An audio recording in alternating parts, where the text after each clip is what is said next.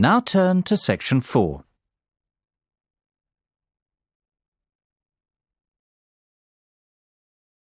Section 4. You will hear part of a lecture about public speaking. First, you have some time to look at questions 31 to 40. Pause the recording for 1 minute.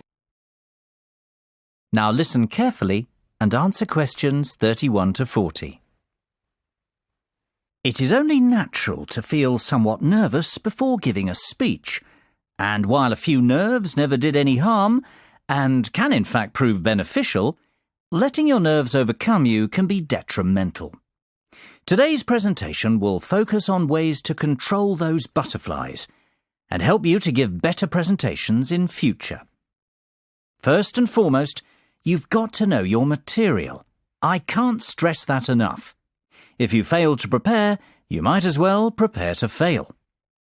Even the most experienced speakers never turn up unprepared and never try to wing it. Personalize your subject and use humour, anecdotes, and conversational language. This will make it easier for you to remember what you want to say. Secondly, practice, practice, practice. Rehearse well in advance, and preferably out loud, and with all the equipment you plan on using. Practice your timing, when to pause and when to breathe, and prepare for the unexpected. Something always goes wrong, especially when you're relying on technology, so always have a backup plan. Get to know your audience before you have to stand up in front of them. Meet and greet them on the way in, perhaps. It is much easier to talk to a group of friends than a group of strangers. And, just as importantly, know your room as well. Arrive early, pace the speaking area, and practice using the microphone and visual aids.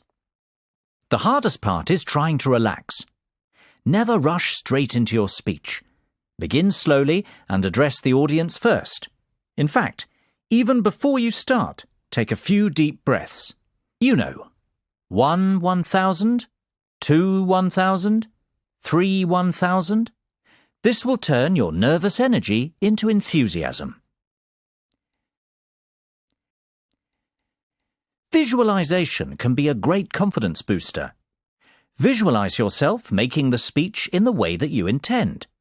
Imagine your voice loud and confident, and picture the audience clapping and rooting for you. Remember, people want you to succeed. The audience wants to hear an interesting and insightful speech. They aren't hoping you make a fool of yourself. Whatever you do, avoid making unnecessary apologies. If you make a mistake or two, forget about it.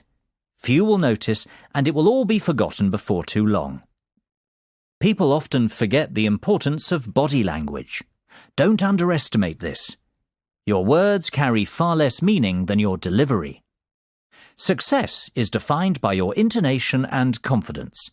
If you come across as a confident person, people will listen to you.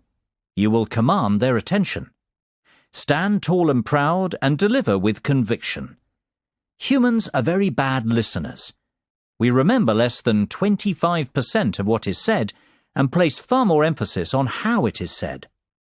Last of all, be realistic and give yourself a chance. No one becomes the perfect speaker overnight. It takes time to hone your presentation skills. That is the end of Section 4. You now have half a minute to check your answers. Pause the recording for 30 seconds. That is the end of the listening test.